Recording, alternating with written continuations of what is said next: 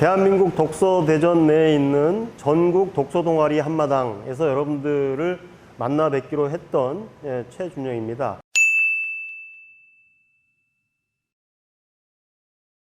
한때는 거리인문학자라는 별명으로 불리기도 했고요.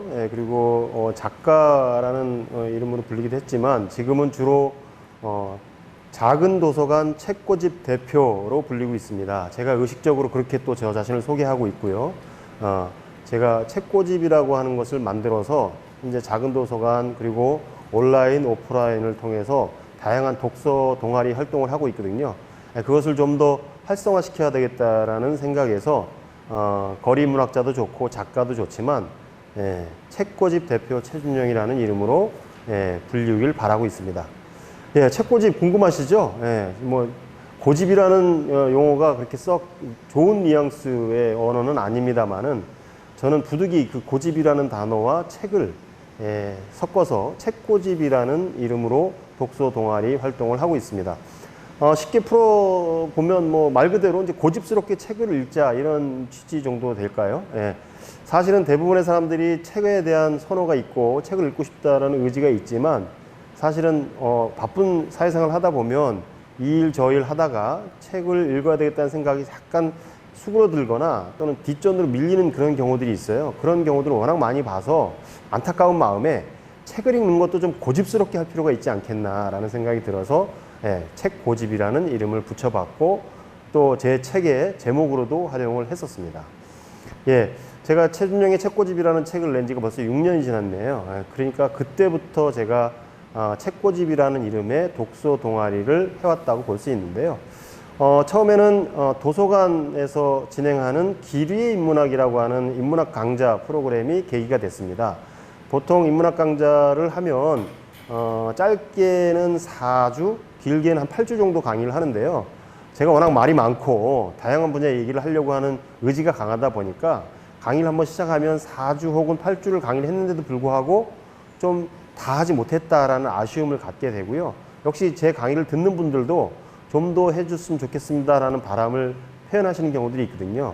그런데 공공도서관 강의라는 게 정해진 예산이 있고 일정이 있기 때문에 저나 수강생이 그것을 더 원한다고 해서 계속 할 수가 있는 그런 구조가 아니거든요. 그래서 그 아쉬운 마음을 달래기 위해서 물리적으로는 만나기 힘들지만 그러면 오프라인을 통해서라도 우리가 같이 책과 관련된 이야기를 나눠보면 어떻겠느냐 이런 아이디어를 주신 회원이 있었고요. 수강생이죠. 그 수강생의 아이디어에서 착안을 해서 온라인으로, 그러니까 정확하게 얘기하면 밴드라는 형식을 가지고 저희가 만나기 시작했고요. 그 밴드에 이름을 붙여야 될 필요가 있겠다 생각해서 책고집이라는 이름을 처음에 붙였습니다. 근데 이름을 붙여가다 보니까 제가 워낙 강의를 전국을 돌아다니면서 하다 보니까 각 지역마다 이런 요구들이 생기기 시작했어요. 그래서 책고집이라는 이름을 고정해서 그 앞에 그 지역 혹은 그 소속 대학 또는 기업체 이름을 붙이다 보니까 지금 한 6년 정도 지났는데요. 책고집이 전국에 무려 33군데나 생겼습니다. 예를 들면 수원 선경도서관에서 진행했던 인문학 강좌에서 만났던 분들과 만든 모임은 수원 책고집 이렇게 이름을 붙였고요. 그 다음에 순천시 공무원들과 인문학 강좌를 통해서 만났을 때 그분들과 같이 만든 책고집 이름은 당연히 순천 책고집이겠죠. 아주대 공공정책대학원에서 만난 분들은 아주대 책고집인데 대를 빼고 아주 책고집 뭐 이렇게 이름을 붙여보기도 하고요. 또 삼성 임직원들과의 만남은 또 삼성 책고집이라는 이름을 붙이기도 하고 카이스트 경영대학원 그 외의 지역 뭐 속초, 평택, 광주, 대구, 부산 등등 제가 강의를 다니는 곳마다 책고집이라는 이름의 독서 동아리가 만들어졌던 거죠. 그러다 보니까 어느덧 전설이 됐어요. 전국에 있는 흩어져 있는 책고집 회원만 해도 한 3천여 명이 됐고요. 그 3천여 명의 책고집 회원들이 후원을 해주는 덕분에 저희가 2년 전에 수원에 지금 이 촬영하고 있는 공간이기도 한데요. 전국에 있는 책고집 회원들의 둥지 역할을 하기 위해서 수원 성곽이 있는 장소 근처에 장안문 근처에 책고집 둥지를 만들었습니다. 둥지를 만들었고 그 둥지 이름은 당연히 책고집이고요. 저희가 사업 등록을 할 때 작은 도서관으로 등록을 했기 때문에 보통 우리가 작은 도서관 책고집 또는 인문 독서 공동체 책고집 이렇게 불리고 있습니다. 앞서 제가 운영하고 있는 작은 도서관 그리고 인문독서 공동체 책꽂이를 길게 소개해드렸는데요. 오늘 사실은 이 자리에서 여러분들 직접 오프라인에서 만나서 책꽂이 소개도 하고 또 독서 동아리의 운영 경험들 그리고 여러분들이 독서 동아리 활동을 하면서 느끼셨던 점들을 대화를 통해서 주고받으면서 서로 궁금증도 해소하고 서로 정보를 얻는 시간을 가지려고 했습니다만은 여러분들 아시다시피 지금 코로나 때문에 지금 난리가 아니지 않습니까? 지금 사회적 거리두기가 2단계를 넘어서 3단계로 가는 그런 길목이 있다고 할 정도니까 오프라인 모임은 뭐 하기가 힘든 상황이죠. 다행히 그래도 요즘엔 온라인을 통해서 여러분들 만날 수 있는 방법이 생겨서 아쉽지만 이 온라인을 통해서 여러분들에게 인사를 드리고 있습니다. 제가 오늘 주문받은 강연 내용은 크게 두 가지입니다. 첫째는 책꽂이 운영을 통해서 터득한 독서 동아리 운영의 노하우에 대한 소개, 그리고 전국에서 독서 동아리를 자생적으로 운영하고 있는 그런 독서 동아리 회원들에게 격려와 또 자부심을 줄 수 있는 얘기, 더불어서 조금 운영이 힘들거나 어려움에 처해 있는 분들에게 좀 더 효율적인 독서 동아리 운영을 하기 위해서는 어떤 것이 필요한지 한두 가지 정도 팁을 드리는 그런 강연이 됐으면 좋겠다라는 그런 요청을 받았습니다. 어떤 이론이 필요하거나 아주 깊은 연구가 필요한 강연은 아니어서 그리 길지 않은 시간 내에 간단하게 제가 했던 경험들을 중심으로 여러분들의 독서 활동에 대해서, 독서 동아리 활동에 대해서 참고가 될 만한 의견을 좀 전달해 드리려고 합니다. 앞서 제가 운영하고 있는 전국에 33군데 정도가 있다고 하는 온라인 독서 동아리 책꽂이를 소개를 했는데요. 그 책꽂이를 운영하면서 느꼈던 점을 간단하게 먼저 좀 소개를 드리겠습니다. 그 독서 동아리는 크게 두 종류로 분류가 될 수 있을 것 같습니다. 첫째는 멘토가 있는 독서 동아리와 멘토 없이 회원들끼리 수평적 관계를 유지하면서 운영되는 독서 동아리가 있는 걸로 알고 있습니다. 제가 참여했던 책꽂이 동아리는 아무래도 제가 이제 현직 작가고 또 독서 동아리를 많이 운영했던 경험이 있고 인문학 강의를 하는 사람이다 보니까 스스로 자처한 측면도 있고 또 회원들에 의해서 추어 올려진 경험도 있고 그래서 결국은 멘토 역할을 하면서 독서 동아리를 운영했는데요. 먼저 그러니까 멘토가 있는 독서 동아리의 장단점을 말씀을 드리고 싶습니다. 잘 아시겠습니다만 멘토가 있는 독서 동아리의 장점은 멘토가 책 선정을 대단히 합리적으로 해나갈 수 있다는 장점이 있습니다. 책 전문가이기 때문에 회원들의 독서 수준이라든가 독서력, 또 니즈, 그래서 회원들의 관심사 또는 회원들의 직원, 기타 등등 계층, 연령 이런 것들을 감안해서 멘토가 나름대로의 어떤 분석적인 마인드를 가지고 책을 선정하기 때문에 선정된 책에 대한 선호도는 굉장히 높은 편이다라고 볼 수 있습니다. 왜냐하면 전문가가 선정한 거니까 당연히 그렇겠죠. 그래서 처음에는 멘토가 있는 독서 동아리가 잘 운영될 거다라는 기대를 가지고 멘토가 있는 독서 동아리를 찾아만 다니는 분들도 계시다는 얘기를 들었습니다. 그런데 제가 한 5, 6년 정도 독서 동아리 멘토 생활을 하다 보니까 서서히 부작용이 나타나는 경우들을 발견할 수 있었습니다. 가장 이제 단점이 될 수 있는데요. 멘토가 있는 독서 동아리의 단점은 뭐냐면 멘토에게 의존하게 된다는 것입니다. 예를 들어서 멘토가 굉장히 열성적으로 정열적으로 회원 관리를 하고 회원들의 글이나 독서 활동에 대해서 독려하고 격려하고 또 코칭도 하고 글에 대해서 코멘트도 달아주고 이러다 보면 이렇게 열심히 하면 당연히 그 독서 동아리는 잘 될 수 있는데요. 보통의 경우 멘토들은 바쁩니다. 강연도 많이 하고 또 자기 분야의 일이 있기 때문에 처음의 의지와 상관없이 점점 시간이 지나면서 그 개별 독서 동아리에 퍼붓는 시간이 점점 줄어들 수밖에 없게 되는 거죠. 그러다 보면 아무래도 회원들의 어떤 반응에 대해서 회원들의 어떤 요구에 대해서 반응을 덜 하게 되고 그러다 보면 자연스럽게 독서 동아리의 어떤 분위기가 좀 사그라드는 그런 것들이 있고요. 또 멘토의 코멘트를 받는 게 익숙해지다 보니까 나중에는 그 멘토의 코멘트에 의존하고 기대하고 그것에 따라서 독서 활동을 하려고 하는 성향들이 나타나게 된다는 거죠. 그래서 멘토가 있는 독서 동아리의 장단점 간단하게 얘기하면 전문가에 의해서 선정된 책이기 때문에 가독성이 높고 회원들의 만족도를 끌어올릴 수 있는 장점이 있는 반면에 멘토의 지나치게 의존적인 독서 모임이 되고 멘토의 의지에 따라서 독서 모임이 잘 되기도 하고 또는 잘 안 되기도 하는 그런 부침이 많은 경우들을 봤습니다. 그래서 멘토가 있는 것은 잠깐 멘토 역할이 필요하긴 하지만 지속적으로 멘토가 주도하는 독서 동아리는 사실은 현실적으로 장기간 유지되는 데는 오히려 역으로 한계 또는 단점이 되는 경우들을 많이 봐왔습니다. 그러니까 여러분들 현재 멘토가 있는 독서 동아리에 참여하신 분도 계실 테고 또 멘토 없이 회원들 간의 수평적 관계를 유지하면서 독서 동아리를 운영하는 분도 계실 텐데요. 그 후자의 경우에 대한 여러분들이 자부심을 가질 필요도 있다라는 얘기를 드리기 위해서 이 말씀을 먼저 드렸습니다. 두 번째, 이제 멘토가 없는 독서 동아리의 경우에 장단점이랄까요? 이런 것들을 좀 말씀을 드리고 있습니다. 참고로 저는 독서 동아리 일반 회원 활동도 했었고요. 또 멘토 역할도 했었고 독서 동아리를 만들어 보기도 하고 좀 심하게 얘기하면 저 때문에 독서 동아리가 깨져본 적도 있고요. 등등 이런 독서 동아리 활동과 관련된 경험이 많이 있기 때문에 말씀을 드리는 거지 제가 감으로 여러분들에게 섣부른 조언을 드리는 건 아니다라는 점을 감안해 주시기 바랍니다. 먼저 아까 멘토가 있는 독서 동아리를 소개했으니까 멘토가 없는 독서 동아리의 형태를 좀 살펴볼 필요가 있을 텐데요. 역시 멘토가 없는 독서 동아리의 가장 큰 애로사항은 뭐냐면 책 선정의 어려움을 호소하는 경우들이 많습니다. 어떤 책을 읽을 것인가는 독서 동아리의 생명과도 같은 것이거든요. 어떤 책을 읽느냐에 따라서 독서 동아리가 활성화될 수도 있고 또 흐지부지 될 수도 있고 또 회원들 간에 불화가 생길 수도 있거든요. 어떤 책이냐에 따라서.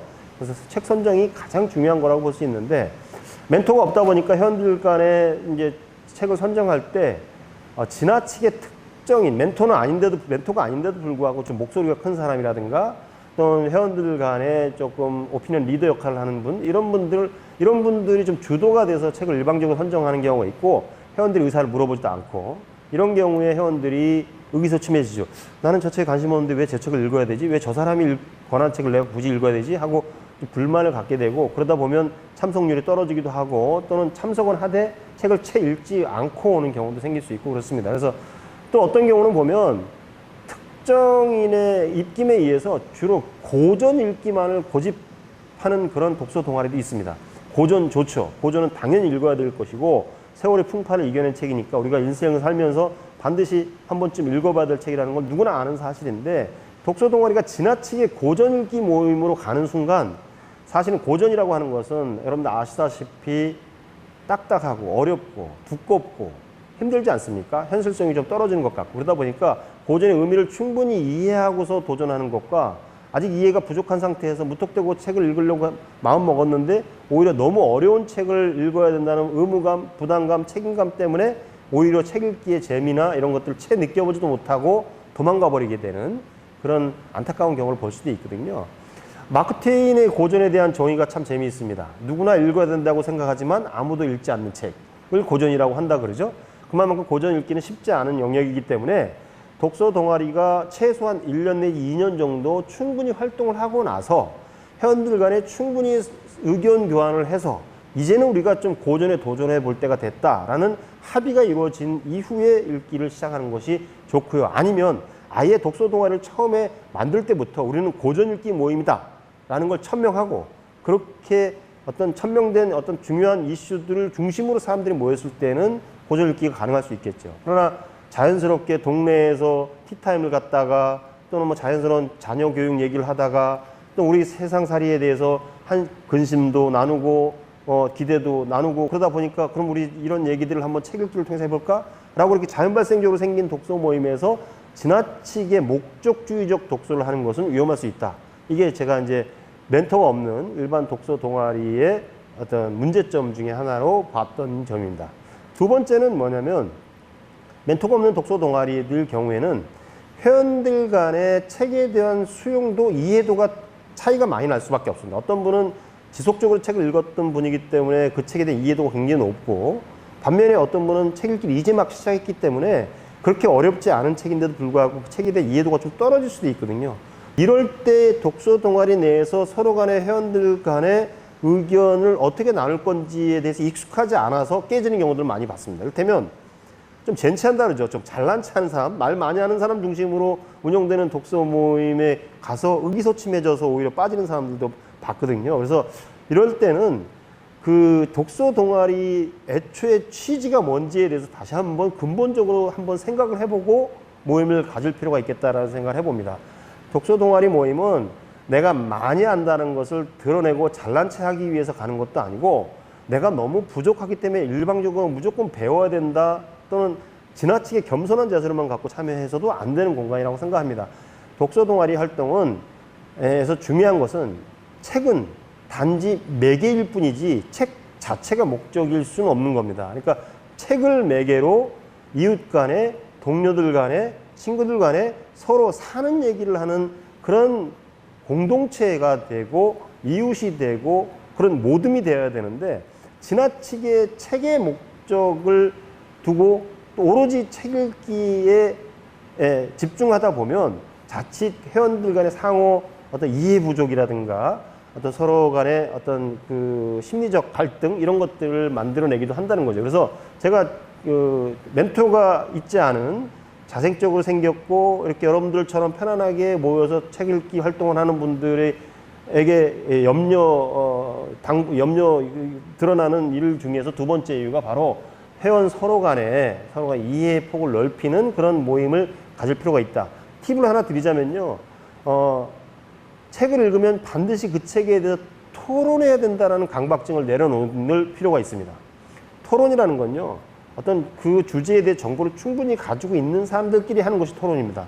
근데 어떤 사람은 충분한 정보가 있지만 어떤 사람은 정보가 부족한 상태에서 토론이 이루어질 수가 없는 거죠. 그럴 경우에 자칫 잘못하면 많이 아는 사람이 적게 아는 사람을 가르치려고 드는 문화가 형성될 수 있고요. 그러다 보면 위화감이 조성되고 그러다 보면 결국 독서 모임이 잘 안 되는 경우가 있을 수 있습니다. 약간 좀 유연한 자세를 가질 필요가 있고요. 아까 말씀드렸듯이 독서 모임에서 책은 하나의 매개일 뿐이지 그 자체가 목적이어서는 안 된다. 독서 모임, 우리가 하고 있는 독서 동아리의 핵심은 뭐냐면 사람들 사이의 교류입니다.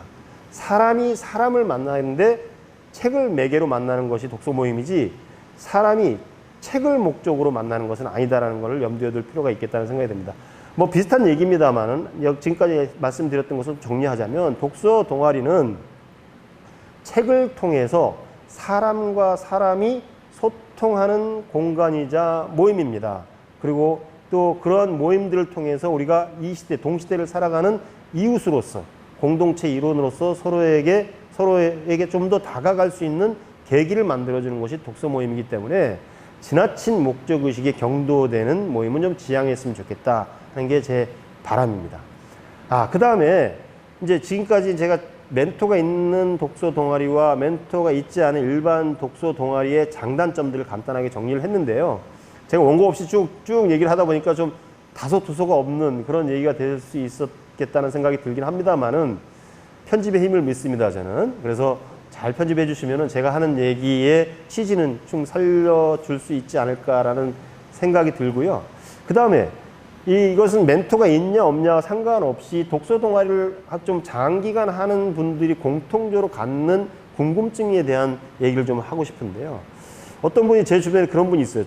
그분은 독서 동아리만 무려 15년째 하고 있다는 분이 있었습니다. 한 모임을 10년을 했고요. 그 모임이 어떤 계기로 깨지고 나서 새롭게 시작한 모임을 5년째 하고 있다는 얘기를 들었습니다. 그러니까 그분은 독서 동아리 모임 경험만으로는 저보다 더 오래된 분이에요.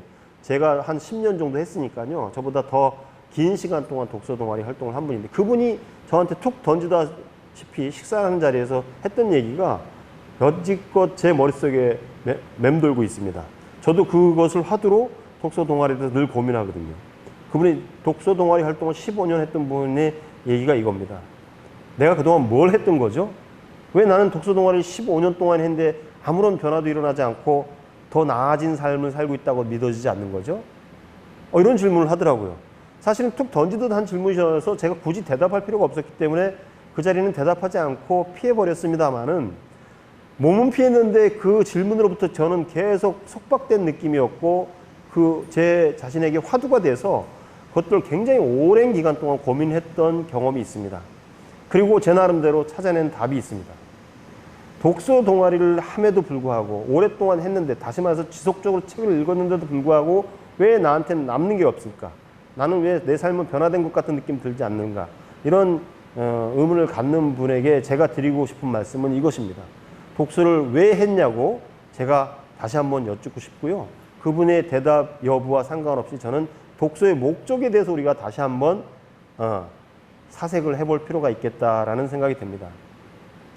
그분은 아마도 15년 동안 독서 활동을 했지만, 독서 동아리 활동을 했지만, 다 같이 함께 읽는 독서를 했다기보다는 자기만의 독서를 해왔던 게 아닐까라는 의심이 듭니다. 무슨 얘기냐면, 책은 사회학자 엄기호 씨가 얘기했듯이 체험적 독서와 경험적 독서가 있는데요. 체험적 독서는 혼자 그 책을 읽는 겁니다. 그러나 경험적 독서는 상대가 있는 독서입니다. 그러니까 누구와 같이 읽는 거거든요. 같이 읽는 것에 가치를 두는 것이 바로 독서 동아리 활동인데, 그분은 몸은 독서 동아리에 나와 있었지만 궁극적으로 굉장히 오랜 동안 습관화되어 있었던 자기 자신만의 독서, 개인적 독서 차원에 머물러 있었던 거죠. 그래서 독서 동아리를 10년을 하고 5년을 했는데도 불구하고 그 동아리를 통해서 서로를 잘 이해하게 된 동료가 없고 이웃이 없고 친구가 없다는 거예요. 그분의 회의는 바로 거기서부터 비롯된 거다라는 걸 제가 알게 되었습니다.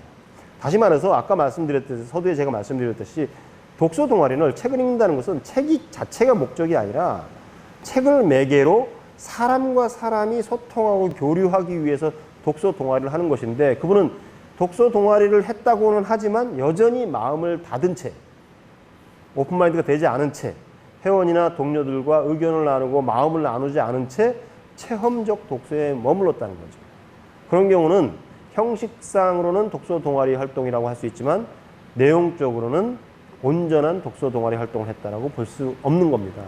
따라서 우리는 독서 동아리 활동을 다시 한번 제가 강조하건대 책 읽는 그 자체를 목적에 두기보다는 그 동아리를 통해서 만난 사람들과 인간적인 교류를 하는 것, 인간적인 소통을 하는 것, 거기다 목적을 두면 아마 그분이 했던 노정시켰던 문제들을 충분히 해소하고 해결해 나가지 않을까라는 기대를 해봅니다. 또 하나, 독서 동아리 활동을 하면 기왕에 하는 활동인데 좀 기록을 남겨둘 필요가 있습니다. 기록이 기억을 지배한다. 루틴한 말이죠. 상투적인 말이긴 합니다만은 내가 어떤 활동을 했을 때 그것을 어딘가에 기록으로 남겨두면 그것은 곧 끊임없이 내 머릿속을 쫓아다니는 나의 생각이 됩니다. 생각이라는 게 뭐냐면요. 뭐 생각과 관련된 책들이 많이 있습니다만은 내가 표현해 본 것, 그것이 곧 자신의 생각이거든요. 아침에 버스를 타고 출근하는데 버스에서 음악이 들리고 있어요. 1시간 내내 음악을 들었는데 출근하고 나서 사무실에 갔을 때 그 1시간 동안 버스에 들었던 음악 중에 기억나는 음악이 있던가요? 없을 겁니다. 분명히 그때는 집중해 들었는데도 불구하고 없어요. 그런데 유독 기억나는 음악이 하나 있어요. 바로 내가 따라 불렀던 거예요. 마음속으로.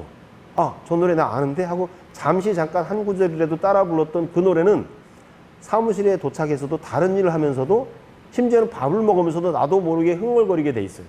한번 따라했던 경험이 있기, 다시 말해서 표현했던 경험이 있기 때문에. 다시 말해서 내가 어떤 형태로든 한 번쯤 표현해 본 것, 그것이 고스란히 내 머릿속에 남아있게 마련입니다. 그 표현의 방식은 노래라면 따라 부르는 거겠지만 책을 표현한다는 것은 곧 그 책에 있는 문장을 어딘가에 기록해 두는 것입니다. 요즘 뭐 메모장 기능이 있는 휴대폰도 많이 있고요. 또 컴퓨터, 노트, 어디 곳이든 상관없습니다. 어떤 방식이든 상관없습니다. 내가 책을 읽으면서 밑줄 쳤던 것, 또는 독서 동아리 활동을 하면서 다른 회원이 했던 얘기 중에서 인상 깊었던 것, 또 내가 특별히 기억하고 싶은 문장, 이런 것들을 어딘가에 저장해 두는 겁니다. 그 저장해 두는 것은 곧 나의 생각으로 나중에 활용할 수 있는 가능성이 굉장히 많은 그런 재료가 되는 것이거든요. 저는 직업이 도서평론가고 서평가입니다.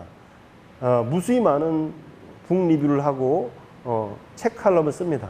그때마다 제가 읽었던 책의 모든 구절을 저절로 착착착착 기억을 해서 쓰는 게 아니라 어딘가에 기록되어 있는, 제가 기록한 그 문장을 끄집어내서 책 칼럼을 쓸 때 활용을 합니다.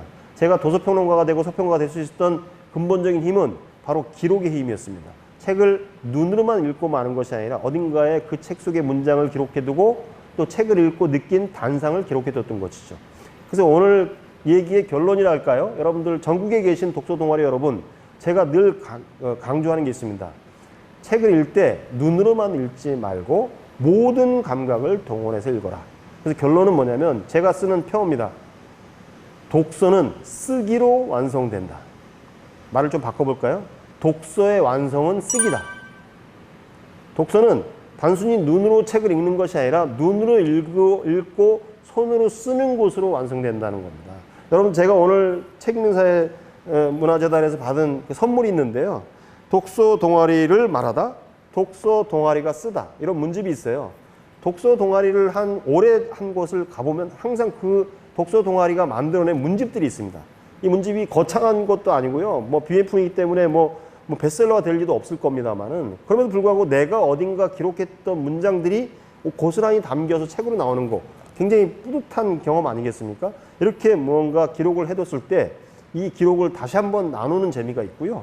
또 아까 말씀드린 일상 속에서 그 기록들을 활용할 수도 있고요. 저처럼 직업적으로 글을 쓸 때 동원할 수도 있습니다. 그래서 이런 독서를 저는 일명 저금식 독서라고 합니다. 제가 강의를 하다 보면 어떤 때는 책과 관련된 강의를 하면 1시간 혹은 2시간 강의에서 100권 내지 200권의 책을 언급할 때가 있어요.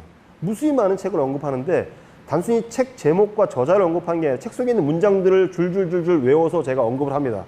그러면 강의를 듣는 분들이 저한테 넌지시 찾아와서 그런 질문을 하죠. 선생님, 저도 그 책 지난주 읽었거든요. 근데 저는 대체 뭘 읽은 거죠? 저는 하나도 기억나는 게 없는데 선생님은 어떻게 그렇게 그 책 속에 있는 문장을 줄줄줄 외워서 강의에 활용을 하시는 겁니까? 이렇게 말씀하시는 분이 있거든요. 그분에게 제가 씩 웃으면서 말씀드리죠. 저는 머리가 좋은 사람이 아닙니다. 심지어 저는 IQ가 2자리밖에 안 됩니다. 제가 기억력이 좋아서 기억할 리는 없을 거고요. 저는 책을 읽을 때 반드시 그 책 속의 문장을 기록해 둡니다. 기록해 두고 노트에 옮겨놓고 또 어딘가에서 끊임없이 빼내어서 제가 다시 한번 음미하고 반추하고 또 되새김하고 이러다 보니까 제가 기록한 문장이 저도 모르게 제 머릿속에 입력이 돼서 자연스럽게 강의 때 이렇게 활용하게 되는 겁니다. 혹시 선생님은 지난주에 읽은 책 기억이 안 나신다고 했는데 책을 혹시 눈으로만 보신 게 아닐까요? 네. 저처럼 앞으로는 책을 읽을 때 책 속에 있는 좋은 문장을 저금하는 기분으로, 저축하는 기분으로 독서 노트에 혹은 컴퓨터에 혹은 휴대폰에 책 속의 문장을 저축하는 습관을 좀 들여보시면 어떻겠습니까? 그 저축한 문장을 활용해서 내 독후감을 쓸 때도 활용하고 서평을 쓸 때도 활용하고 또 내가 누군가하고 대화를 할 때도 활용하고, 그렇다면 책을 읽은 효과가 2배, 3배 훨씬 더 배가 되지 않겠습니까? 책을 읽어서 잘난 체하라는 게 아니라 책 속에 좋은 문장, 책 속에 담겨있는 좋은 사유들을 내 일상으로 끌어당겨서 내 일상 속에 버무려서 같이 생활하는 것, 그게 이상적인 독서가 아닐까라는 생각을 해봅니다. 그래서 저는 책은 절대 눈으로만 보지 마시고 눈으로 보면서 손으로 쓰는 독서, 그래서 독서의 완성은 쓰기다. 독서는 쓰기로 완성된다라는 그 캐치프레이즈를 여러분도 한번 실천해 주셨으면 하는 바람으로 오늘 이야기를 마칠까 합니다. 제가 갑자기 이렇게 지금 카메라 앞에서 강의를 하려니까 저 표정도 딱딱하고 어색하고 별로 인상도 안 좋은 사람인데다가 카메라 앞에서 하려니까 굉장히 어색합니다. 그럼에도 불구하고 여러분들을 저는 저와 같이 동시대에 책을 읽는 동료라고 생각을 하고, 그래서 부담 없이 편안하게 긴장하지 않고 얘기를 나눴습니다. 제가 엄벙덤벙 말씀드렸습니다마는 여러분들이 평상시 가지고 있었던 독서 동아리 활동을 하시면서 궁금했었던 점, 또는 이런 게 좀 잘 안 되고 있는데 이런 걸 어떻게 해소하지 하는 점, 그 중에 대표적인 것 한 2-3가지 정도만 오늘 제가 말씀을 드렸습니다. 오늘 이 시간 이후에 여러분들이 또 독서 동아리 활동에 대해서 저의 경험을 좀 더 나누고 싶다, 듣고 싶다 하시는 분 있으면 질문을 해주세요. 그럼 책사회 간사님을 통해서 제가 질문을 전달받은 이후에 성심껏 답장을 드리고 그 답변을 드린 것을 또 이메일을 통해서 전달을 드릴 수 있는 그런 기회를 갖도록 하겠습니다. 오늘 부족한 강의라기보다는 대화의 시간이었는데요. 짧은 시간이었지만 잘 들어주셔서 너무 감사하고요. 다음 해에는, 내년에는 반드시 코로나가 박멸돼서 없어져서 여러분들 오프라인에서 이렇게 일방적인 얘기가 아니라 서로 재미난 이야기를 주고받는 그런 시간을 가질 수 있었으면 좋겠다는 바람을 가지고 오늘 이야기는 마치겠습니다. 예, 고맙습니다.